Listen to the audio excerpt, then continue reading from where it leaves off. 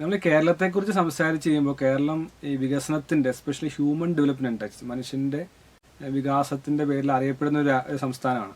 അപ്പോൾ ഇന്ത്യയിൽ യൂറോപ്പ് എന്ന രീതിയിലൊക്കെ നമ്മൾ വിശേഷിക്കാറുണ്ട്. അപ്പോൾ ഈ അടുത്ത കാലത്ത് കുറേ പ്രശ്നങ്ങൾ ഏറ്റവും കൂടുതൽ ഉള്ള ഒരു സംസ്ഥാനവുമായിട്ട് അറിയപ്പെടുന്നുണ്ട്. അപ്പോൾ അതിനകത്ത് ഒരു ഇതാണ് ഡിവോഴ്സ് ക്യാപിറ്റൽ എന്നുള്ള പേരുണ്ട്.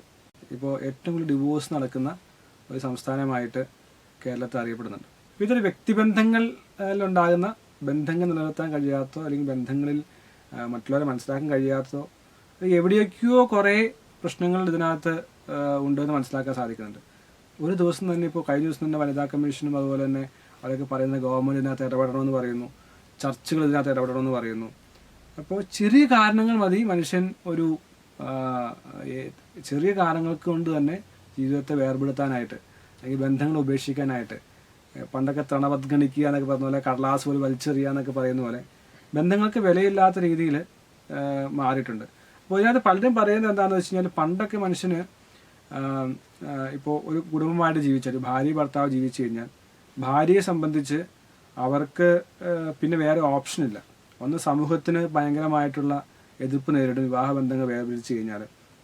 കാരണം പണ്ടത്തെ സ്ത്രീകൾക്കൊന്നും സ്വന്തമായിട്ട് ജീവിക്കാനുള്ള സാമ്പത്തിക ശേഷിയോ അല്ലെങ്കിൽ ജോലിയോ ഒന്നുമില്ല. പിന്നീട് മാത്രമല്ല ഇനിയിപ്പോൾ അവരുടെ വിവാഹം വേർപെടുത്തി കഴിഞ്ഞാൽ എന്ത് ചെയ്യും, എങ്ങോട്ട് പോകും, സ്വന്തം വീട്ടിലേക്ക് തിരിച്ചു പോകാൻ സാധിക്കില്ല. പിന്നെ ഇപ്പോൾ കാലഘട്ടം മാറിയപ്പോൾ ഒരു വിധത്തിൽ അത് പോസിറ്റീവാണ്, മറ്റൊരു വിധത്തിൽ അത് നെഗറ്റീവാണെന്ന് പറയാനും കഴിയില്ല. ഇപ്പോൾ മേ ബി സ്ത്രീകളെ സംബന്ധിച്ച് വിദ്യാഭ്യാസം പുരുഷന്മാരെക്കാൾക്ക് വിദ്യാഭ്യാസം സ്ത്രീകൾക്കാണ് പല സാഹചര്യങ്ങളും നോക്കിക്കഴിഞ്ഞാൽ. രണ്ടാമത് സ്വന്തമായ ജോലി ഉണ്ടെങ്കിൽ വരുമാനമുണ്ടെങ്കിൽ പ്രശ്നമില്ല എന്ന രീതിയിൽ രണ്ടുപേരും ഒരേപോലെ ഡെവലപ്പ് ചെയ്ത് കഴിഞ്ഞു. മൂന്നാമത്തെ കാര്യം എന്ന് പറഞ്ഞു കഴിഞ്ഞാൽ ഈ സമൂഹത്തിൽ ഇതൊരു സിസ്റ്റമായി മാറി. ഇപ്പോൾ വിദേശ രാജ്യങ്ങളിലൊക്കെ 60% 50% ഡിവോഴ്സ് നടക്കുന്നുണ്ട്. കേരളത്തിലും ഏകദേശം ആ ഒരു നിലയിലേക്ക് എത്തിയിട്ടുള്ളതാണ് നമുക്ക് മനസ്സിലാക്കാൻ സാധിക്കുന്നത്. ഒരു വിധത്തിൽ ഇപ്പോൾ സ്ത്രീകളെ അടിച്ചമർത്തുന്നത് കൊണ്ട് വിവാഹമോചനം കുറയുക എന്ന് പറയുന്നത് ശരിയായ കാര്യമല്ല. അതേസമയം തന്നെ സ്ത്രീകൾ എംപവേർഡ് ആയതുകൊണ്ട് വിവാഹമോചനം നടക്കുക എന്ന് പറയുന്നതും ഒരു ശരിയായ കാര്യമല്ല. അപ്പോൾ ഇതിനിടയിലൊരു തിൻ ആയിട്ടുള്ളൊരു ഡിഫറൻസ് അല്ലെങ്കിൽ ഒരു തിൻ ലൈൻ ഉണ്ട് എന്നുള്ളതാണ് മനസ്സിലാക്കാൻ സാധിക്കുന്നത്. ഈ ഡെവലപ്മെൻറ്റും വിമൻ എംപവർമെൻറ്റും ഡിവോഴ്സും തമ്മിൽ ബന്ധമുണ്ടോ എന്ന് ചോദിച്ചു കഴിഞ്ഞാൽ ചിലപ്പോൾ ഉണ്ടാകാൻ സാധ്യത ഉണ്ടായിരിക്കും. അപ്പോൾ ഈ വിഷയത്തിൽ നമ്മൾ മനസ്സിലാക്കേണ്ടത് രണ്ടുപേരും ഒരേപോലെ ഡെവലപ്പ് ചെയ്തിരിക്കുകയാണ്. പുരുഷനും സ്ത്രീയും ഒരേപോലെ ഡെവലപ്പ് ചെയ്തിരിക്കുക എന്ന് വെച്ച് കഴിഞ്ഞാൽ പല ഫാക്ടേഴ്സും ഡെവലപ്പ് ചെയ്തിരിക്കുകയാണ്. എന്ന് വെച്ചാൽ എല്ലാ ഫാക്ടേഴ്സും ഡെവലപ്പ് ചെയ്യണമെന്നില്ല താനും. ഇതെല്ലാം ഒരു പരസ്പരം മനസ്സിലാക്കൽ അല്ലെങ്കിൽ ഇമോഷൻസുകൾ മനസ്സിലാക്കലും അണ്ടർസ്റ്റാൻഡ് ചെയ്യുക എന്നുള്ള ഒരു ലെവലിലേക്ക് എത്തുക എന്നുള്ളതാണ് നമ്മൾ ആഗ്രഹിക്കുന്നത്. അപ്പോൾ അതങ്ങനെ സാധ്യമാക്കാമെന്നുള്ളത് നമ്മൾ ചിന്തിക്കേണ്ട. അപ്പോൾ ഗവൺമെൻറ് ആണെങ്കിലും കൗൺസിലേഴ്സ് ആണെങ്കിലും ഒപ്പം തന്നെ വനിതാ കമ്മീഷനും അല്ലെങ്കിൽ ജഡ്ജസ് എല്ലാം ഇതിനെക്കുറിച്ച് പറയുന്നുണ്ട്. ഞങ്ങളിത് മടുത്തു, ഇതൊന്ന് എങ്ങനെയും നന്നാവണമെന്നൊക്കെ ആഗ്രഹിക്കുന്നുണ്ട്. അപ്പോൾ ഇത് എവിടെയായിരിക്കാം ഇതിൻ്റെ ഒരു എന്തുകൊണ്ടിത് കൂടുക എന്ന് വിചാരിച്ചാൽ നമുക്കൊരു കൗണ്ടർ പ്രൊഡക്റ്റീവായിട്ട് ആക്ഷനായിട്ട് മനസ്സിലാക്കാൻ സാധിക്കും. വിദ്യാഭ്യാസം കൂടിയതുകൊണ്ട് എംപവർമെൻറ്റ് കൂടുമ്പോൾ അല്ലെങ്കിൽ ഹ്യൂമൻ ഡെവലപ്മെൻറ്റ് ഇൻഡെക്സ് കൂടുമ്പോൾ ബന്ധങ്ങളില്ലാതെ പോകുന്നത് പറയുമ്പോൾ ശരിക്കും ഇത് ഇന്നത്തെ ജനറേഷനിൽ ഇതിനകത്ത് ഏറ്റവും കൂടുതൽ പെയിൻ അനുഭവിക്കുന്നത് പേരൻസും കുട്ടികളുമാണ്. ഒരു കുടുംബത്തിൽ അവരുടെ മകനോ മകളോ ആകട്ടെ വിവാഹബന്ധം വേർപെടുത്തിയാൽ അവരുടെ പേരൻസ് അവർ പഴയ തലമുറയിലുള്ള ആൾക്കാരാണ്. അവരിത് പിന്നെയുള്ള ജീവിതം അവർ വേദനയും ദുഃഖത്തിലുമായി തീരുന്ന അവസ്ഥയുണ്ട്. ഇനി മക്കളുള്ള കുടുംബമാണെങ്കിൽ വേർപിരിയുമ്പോൾ ആ കുഞ്ഞുങ്ങൾക്കുണ്ടാകുന്ന മെൻ്റൽ ആഗണി, ഡിവാസ്റ്റേഷൻ, രണ്ടാമത് അവർക്ക് പിന്നീട് ഫ്യൂച്ചറിലുണ്ടാകുന്ന പെയിൻസ്, ഇതൊരു വലിയൊരു വിഷ്യസ് സർക്കിളായിട്ട് മാറുകയാണ്. രണ്ടാമത്തെ കാര്യം, ഒരു പ്രാവശ്യം ഡിവോഴ്സ് ആയി കഴിഞ്ഞാൽ പിന്നെ അവർക്ക് പിന്നീട് ഡിവോഴ്സ് ആകാനായിട്ടുള്ള കാരണം ഓൾറെഡി സമൂഹം എന്നെ ഡിവോഴ്സായി കണ്ടുവെന്നും ഒപ്പം തന്നെ ഇനി ബന്ധത്തിനകത്തൊരു പ്രസക്തി ഇല്ല എന്നുമൊക്കെ ചിന്തിക്കുന്ന ആളുകൾ. പിന്നെ കുറേയധികം ആളുകൾ ഒരു വിവാഹബന്ധം വേണ്ട, ഇൻസ്റ്റിറ്റ്യൂഷൻ മെക്കാനിസം വേണ്ട, പുരുഷൻ്റെ അടിമയാകാനോ അല്ലെങ്കിൽ സ്ത്രീയുടെ അടിമയാകാനോ ഞാനില്ല, സ്വന്തമായി ജീവിക്കുക എന്നുള്ളത്. ഇതൊക്കെ ഒരു വികസനത്തിൻ്റെ ലക്ഷണമാണോ അതെയോ സമൂഹത്തിൻ്റെ മൂല്യങ്ങളുടെ അധപ്പതനമാണോ എന്ന് ചോദിച്ചു കഴിഞ്ഞാൽ ഒന്നും പറയാൻ പറ്റില്ല. പക്ഷേ ഇവിടെ ഒരു ചിന്തിക്കേണ്ട കാര്യം, ശരിക്കും കുടുംബബന്ധങ്ങൾ നിലനിർത്തേണ്ടത് ഒരു സമൂഹത്തിൻ്റെ ആവശ്യമാണ്. ഒരു രാജ്യം അതല്ലെങ്കിൽ സൊസൈറ്റി ഡെവലപ്പ് ചെയ്യണമെങ്കിൽ, അടുത്ത തലമുറകൾ നന്നായി വരണമെങ്കിൽ, ബന്ധങ്ങൾ നിലനിർത്തണമെങ്കിൽ വിട്ടുവീഴ്ചകൾ ചെയ്യുവാനും ഒപ്പം തന്നെ ഇമോഷൻ ഇൻ്റലിജൻസ് വർദ്ധിപ്പിക്കേണ്ടതുമായിട്ടുള്ള ആവശ്യമാണ്. അപ്പോൾ ആ സാഹചര്യത്തിൽ നമ്മൾ ഈ വിഷയത്തെക്കുറിച്ച്, കാരണം ഈ യൂട്യൂബിലൊക്കെ എടുത്തു നോക്കിക്കഴിഞ്ഞാൽ ധാരാളം വീഡിയോകൾ കാണാൻ സാധിക്കും. ഇപ്പോൾ ബ്രേക്കപ്പ് കോച്ചുകൾ, റിലേഷൻഷിപ്പ് കോച്ചുകൾ, അതുപോലെ കൗൺസിലേഴ്സ്, സൈക്കോളജിസ്റ്റ്, ഇവരെല്ലാം ഇത് നന്നാക്കാനായിട്ട് ഇറങ്ങി പുറപ്പെട്ടിട്ടുണ്ടെങ്കിലും ഒരു വിധത്തിലുള്ള മാറ്റവും കാണുന്നില്ല. ഇപ്പോൾ കോടതികളിലൊക്കെ ആണെങ്കിൽ ദിവസം ആയിരക്കണക്കിന് കേസുകൾ വരുന്നു. ജഡ്ജിനോ അല്ലെങ്കിൽ അവിടെ ഇരിക്കുന്ന കൗൺസിലേഴ്സോ നോക്കുന്നില്ല, വരുന്നു, ഡിവോഴ്സ്. പണ്ടൊക്കെ 6-7 മാസം വേണം, ഇപ്പോൾ പെട്ടെന്ന് തന്നെ ഡിവോഴ്സ് നടക്കുന്നു. അപ്പോൾ ഇതിനകത്ത് നമ്മൾ ചിന്തിക്കേണ്ട കാര്യം ഒരു പക്ഷേ എങ്ങനെയാണെന്ന് വെച്ചാൽ എങ്ങനെ നല്ല ബന്ധങ്ങൾ കണ്ടെത്താമെന്ന്. ഇപ്പോൾ എനിക്കൊരു ഭാര്യ അല്ലെങ്കിൽ ഒരു ഭർത്താവിനെ വേണം, അല്ലെങ്കിൽ പാർട്ട്ണറെ വേണം, അതെങ്ങനെ കണ്ടെത്താൻ സാധിക്കുമെന്നുള്ളൂ.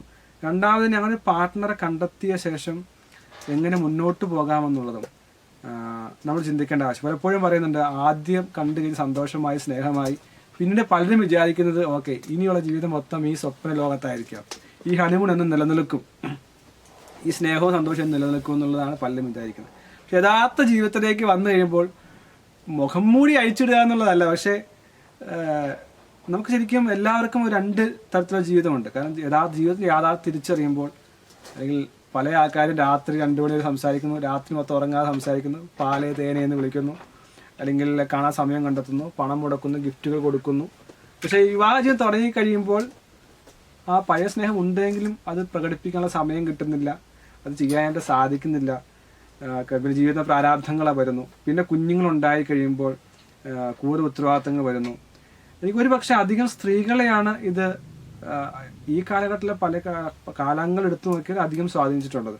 കാരണം ഒരു സ്ത്രീ എന്ന് പറയുമ്പോൾ വീട്ടുജോലി ചെയ്യുന്നു, കുഞ്ഞിനെ നോക്കുന്നു, പിന്നെ പല സ്ത്രീകളും ജോലിയും ചെയ്യുന്നു. പക്ഷെ പുരുഷനാണെങ്കിൽ അതിന് വേണ്ട സഹകരണം കൊടുക്കുന്നില്ല. ഇതെല്ലാം ടേക്കൺ ഫോർ ഗ്രാൻഡഡ്. ആ സ്ത്രീ എന്ന് പറയുന്നത് കുഞ്ഞിനെ നോക്കാനുള്ള ആളാണ്, അതുപോലെ വീട്ടിലെ ജോലി ചെയ്യാനുള്ള ആളാണ്, വസ്ത്രം കഴുകാനുള്ള ആളാണ്. അപ്പോൾ പുരുഷൻ വേണ്ട സഹകരണം ഉണ്ടാകുന്നില്ല. അപ്പോൾ ഇവർക്ക് എല്ലാവർക്കും ഇപ്പോൾ നടക്കുന്ന അധികം ഡിവോഴ്സുകളിലും ഒരു ഫാക്ടർ എന്ന് പറയുന്നത് ഒരു സമയം കഴിഞ്ഞ് കഴിയുമ്പോൾ, ഇപ്പോൾ കുഞ്ഞുങ്ങളൊക്കെ ഉണ്ടായി, ആ കുഞ്ഞുങ്ങളൊക്കെ വലുതായി കഴിയുമ്പോൾ 35-40 വയസ്സാകുമ്പോഴേക്കും സ്ത്രീകൾ തിരിച്ചറിയുകയാണ്, എൻ്റെ ജീവിതം ഞാൻ ഈ പുരുഷന് വേണ്ടിയോ അല്ലെങ്കിൽ കുഞ്ഞിനെ ഉണ്ടാക്കുന്നതിന് അടുക്കളയിലോ ഹോമിച്ചു കഴിഞ്ഞു, എൻ്റെ ജീവിതം ഇയാൾക്ക് വേണ്ടി നഷ്ടപ്പെടുത്തി കഴിഞ്ഞു. അപ്പോൾ അവിടെ ഒരു തിരിച്ചറിവ് ഉണ്ടാകുന്നുണ്ട്. അതാണ് ഒരു മിഡ് ഏജ് ക്രൈസിസ് എന്ന് പറയുന്നത്. അത് സ്ത്രീക്കും പുരുഷനും ഉണ്ടാകുന്നതിനും സ്ത്രീയെ സംബന്ധിച്ച് ഏറ്റവും കൂടുതൽ ഒരു ക്രൈസിസ് ഉണ്ടാകാറുണ്ട്.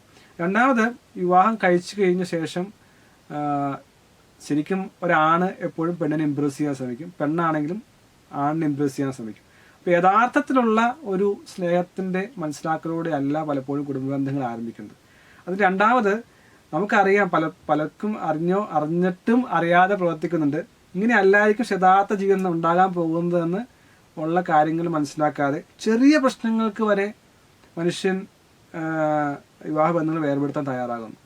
അത് അവർ പലരും വിചാരിക്കുന്നത് ഓക്കെ ഈ ബന്ധം വേർപെടുത്തിയാൽ എനിക്ക് അടുത്ത ബന്ധത്തെ നന്നാക്കാമെന്ന് വിചാരിക്കുന്നു.